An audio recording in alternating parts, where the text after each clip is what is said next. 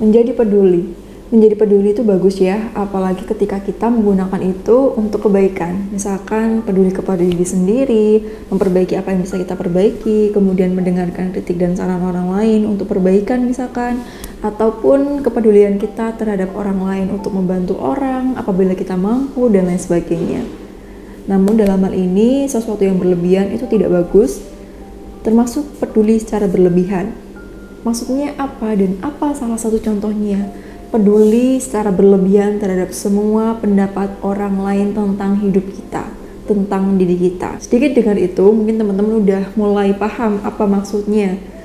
Yaitu ketika seseorang memperdulikan semua pendapat orang lain, mendengarkan semua komentar itu dan memasukkan ke dalam hati, termasuk komentar-komentar negatif yang berpotensi untuk bikin sakit hati, yang berpotensi untuk menurunkan rasa percaya diri, yang berpotensi bikin diri capek sendiri apabila dibiarkan terus-terusan. Lalu bagaimana caranya agar kita bisa mengendalikan itu sehingga kita bisa memilih apa yang bisa kita pedulikan dan tidak perlu diperdulikan, sehingga kita bisa menikmati hidup ini sebagaimana mestinya. Jadi di video kali ini bersama aku Devi Puspita, kita akan membahas bagaimana caranya agar kita tidak mudah sakit hati, agar kita tidak mudah capek hati ketika mendengarkan beberapa komentar orang lain tentang hidup kita yang banyak sekali. Jadi tonton videonya sampai akhir ya. Jadi teman-teman perlu kita sadari bahwa tidak semua komentar orang itu perlu kita masukkan ke dalam hati.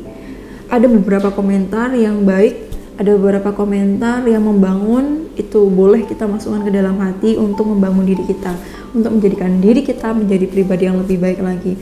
Tapi ada kalanya beberapa komentar itu cukup masuk telinga kanan kemudian keluar dari telinga kiri, keluar melalui telinga kiri. Karena apa? Karena toksik, karena tidak bagus, karena cenderung menurunkan rasa percaya diri kita, karena cenderung merusak diri kita. Beberapa komentar toksik itu misalkan yang menyepelekan diri kita, kemudian meremehkan diri kita, termasuk body shaming ataupun yang lainnya. Barangkali teman-teman pernah mengalami di berbagai lingkungan teman-teman sendiri, entah itu di sekolah atau bahkan di keluarga sendiri pernah mengalaminya.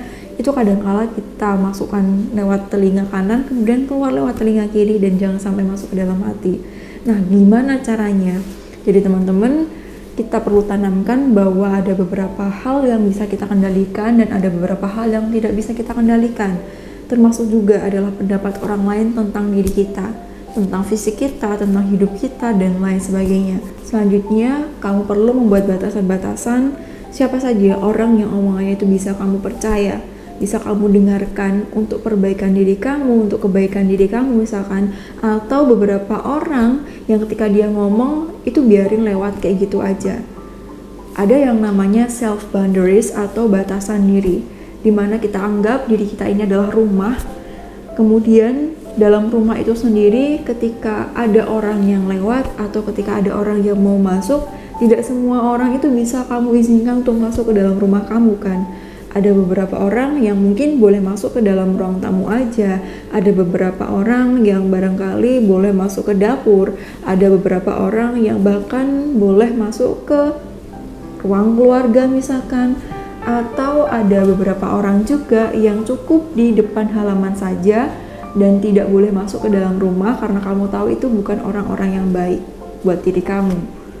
Jadi kamu perlu tentukan ini dan identifikasi itu siapa saja sih orang-orang yang termasuk dalam batasan. Misalkan kamu buat 3 level ya. Level pertama adalah orang-orang terdekat kamu yang kamu percaya, yang kamu sudah tes, sudah kamu pastikan ini berpotensi baik untuk diri kamu, untuk perkembangan diri kamu. Misalkan orang tua yang baik, kemudian saudara kamu yang baik, dengan catatan yang baik. Kemudian yang level kedua misalkan sahabat kamu ataupun teman kamu, karena kadang-kala ya sama sahabat itu kita tidak cerita semuanya, ada batasannya juga, barangkali seperti itu di level yang kedua. Kemudian yang level yang ketiga yang paling luar itu adalah orang-orang yang cukup say hi misalkan, yang kamu tahu namanya aja, kan ada yang seperti itu. Jadi mungkin ada beberapa orang yang kamu tahu namanya dan deket banget, kemudian ada level kedua orang yang kamu tahu namanya dan deket aja. Kemudian level ketiga ada orang yang cukup kamu tahu namanya dan say hi karena barangkali ada beberapa hal yang tidak cocok sama kamu, entah karena perilakunya kurang baik untuk untuk diri kamu sendiri, untuk pengaruh terhadap diri kamu, dan lain sebagainya. Kita perlu tentukan ini agar kita bisa lihat omongan mana yang bakal penting dan masuk ke dalam hati, yang boleh masuk ke dalam hati, atau omongan mana yang cukup masuk telinga kanan, keluar dari telinga kiri. Seperti itu. Karena ini penting sekali ya teman-teman. Diri kita itu peduli sekali dari siapa yang ngomong, itu omongan yang aku anggap penting. Misalkan contoh ya, akan terasa berbeda ketika yang ngomong itu adalah orang tua kita sendiri dan juga teman kita. Kalau misalkan kita menganggap orang tua adalah level 1, orang tua kita baik, orang tua kita suportif, maka kita akan lebih mendengarkan omongan orang tua kita. Jadi ketika orang tua kita bilang kamu anak yang baik, kamu ini anak yang cerdas, kamu ini cantik, kamu ini ganteng, dan sebagainya, kemudian teman kita bilang kita itu mungkin kurang pintar, kamu masa gini aja nggak bisa sih, kamu itu penampilannya kurang menarik, dan sebagainya. Karena kita meletakkan orang tua kita di level ke-1, di mana omongan orang ini tuh boleh masuk ke hati, maka kita akan lebih mengizinkan omongan orang tua yang positif tadi masuk, dan omongan dari teman kita yang negatif tadi, karena dia ada di level 3 misalkan, termasuk omongan orang yang cukup masuk telinga kanan lewat telinga kiri, keluar lewat telinga kiri, maka entah dia ngomong buruk sekalipun itu nggak akan ngaruh ke diri kita.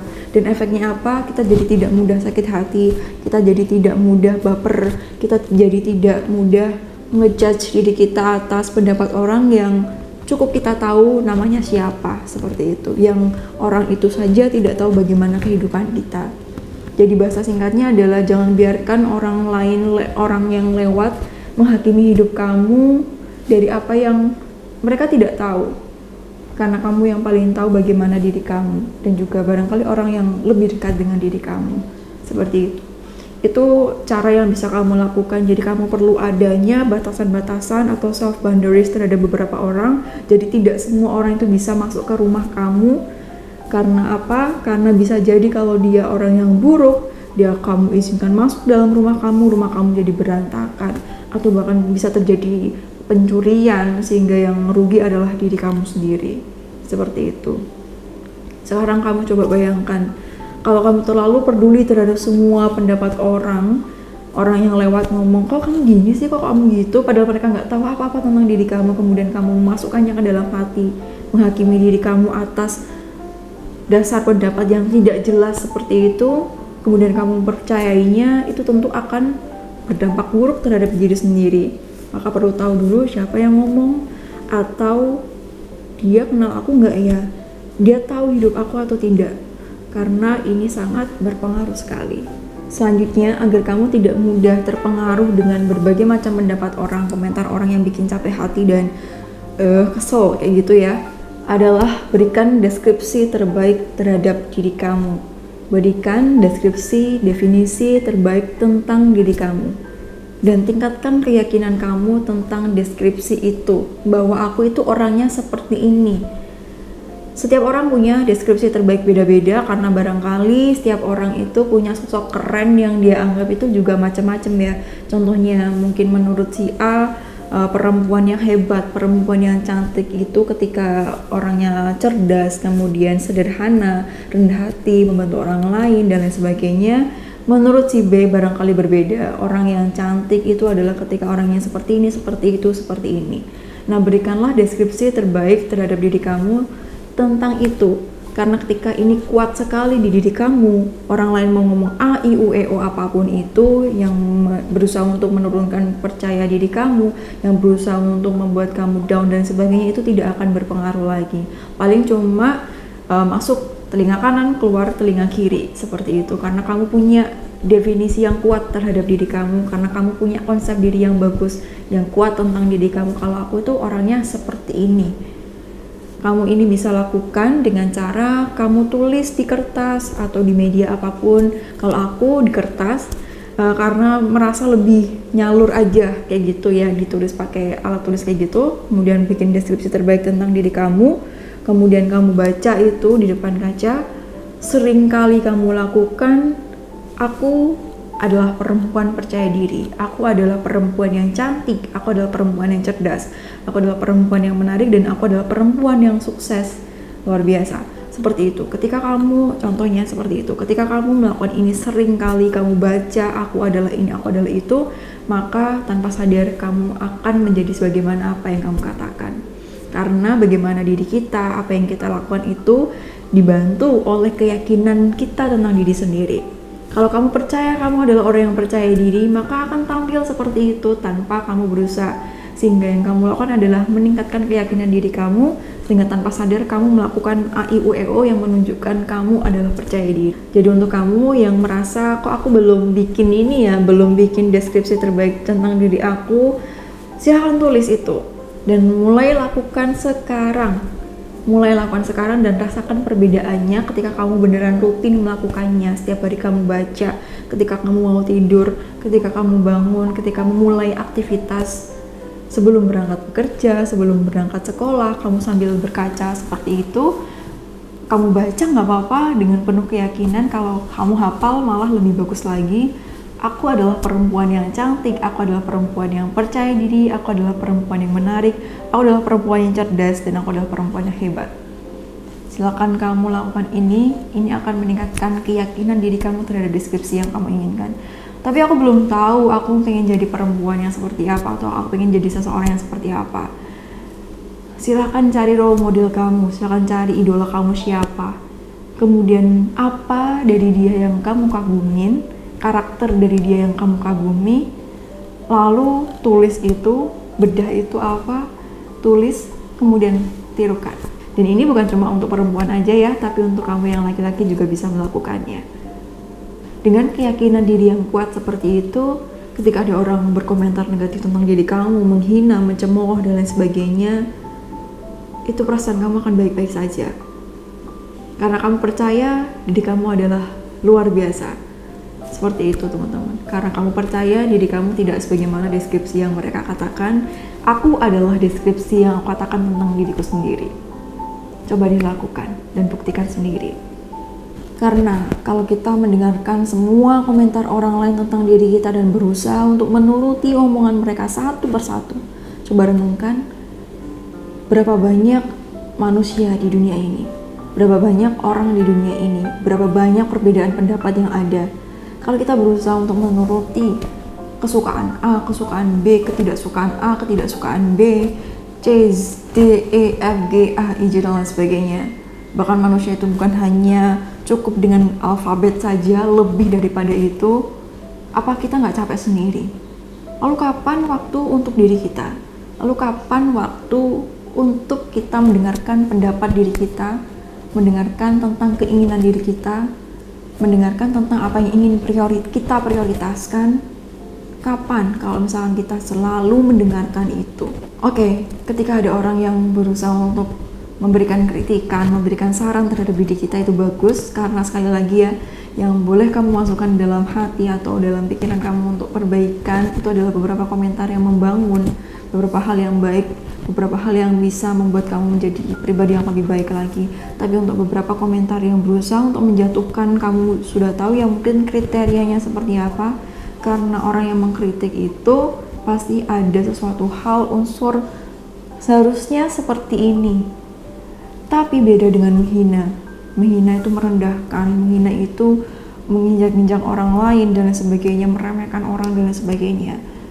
Itu tidak perlu kamu masukkan ke dalam hati. Untuk kesehatan diri kamu, untuk kebaikan diri kamu, dan ingat, kamu lihat dulu siapa yang ngomong. Kalau memang orangnya yang toksik, karena biasanya yang terjadi orang yang toksik itu, mereka akan selalu berkomentar negatif, bukan cuma ke kamu aja, tapi ke semua orang. Mereka akan selalu mencari celah buruknya.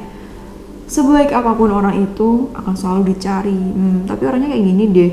Itu kan cuma di depan kamera aja, itu kan cuma di depan banyak orang aja, kamu belum tahu aslinya itu orang gimana. Padahal tidak ada seperti itu. Karena orang yang toksik akan selalu mencari keburukan orang lain, mencari celah orang lain. Karena itulah kamu perlu perhatikan siapa yang bicara, perlu kamu pedulikan atau enggak, perlu kamu anggap atau tidak. Bahkan di buku Mark Manson yang sangat terkenal, sebuah seni bersikap bodoh amat, di situ ada salah satu bagian di mana ketika kamu itu ketika kamu itu harus memilih apa yang bisa kamu pedulikan dan tidak perlu kamu pedulikan untuk kebahagiaan diri kamu sendiri. apa yang kamu pedulikan itu adalah sesuatu yang membuat kamu dekat dengan impian kamu. Misalkan apa yang kamu pedulikan adalah sesuatu yang memberikan benefit kepada diri kamu, memberikan keuntungan kepada diri kamu, seperti perbaikan diri tadi, atau membuat kamu lebih dekat dengan sesuatu yang kamu inginkan dalam hal positif misalnya. Tapi kalau itu sebaliknya, sesuatu yang menjauhkan kamu dari impian kamu misalkan, itu tidak perlu kamu pedulikan. Jadi seperti itu teman-teman, semoga video ini membantu. Ingat, nggak semua omongan itu perlu kamu masukkan ke dalam hati agar kamu tidak mudah iritasi. Iritasi apa? Iritasi hati yang bikin capek sendiri. Jadi seperti itu teman-teman, semoga video ini membantu. Jika kamu punya cerita atau pengalaman, dulu aku pernah ya, ada omongan orang yang bikin aku sakit hati dan sebagainya, terus kamu bisa mengatasinya, silahkan share di kolom komentar agar kita bisa belajar satu sama lain tentang apa yang kamu bagikan. Karena kita tidak tahu cerita mana yang akan menginspirasi orang lain untuk perbaikan hidup ke depannya. Sampai jumpa di video selanjutnya bersama aku Devi Puspita. Terima kasih banyak sudah peduli terhadap diri kamu sendiri, karena kamu berharga dan kamu berhak untuk bahagia. Sampai jumpa. Wassalamualaikum warahmatullahi wabarakatuh.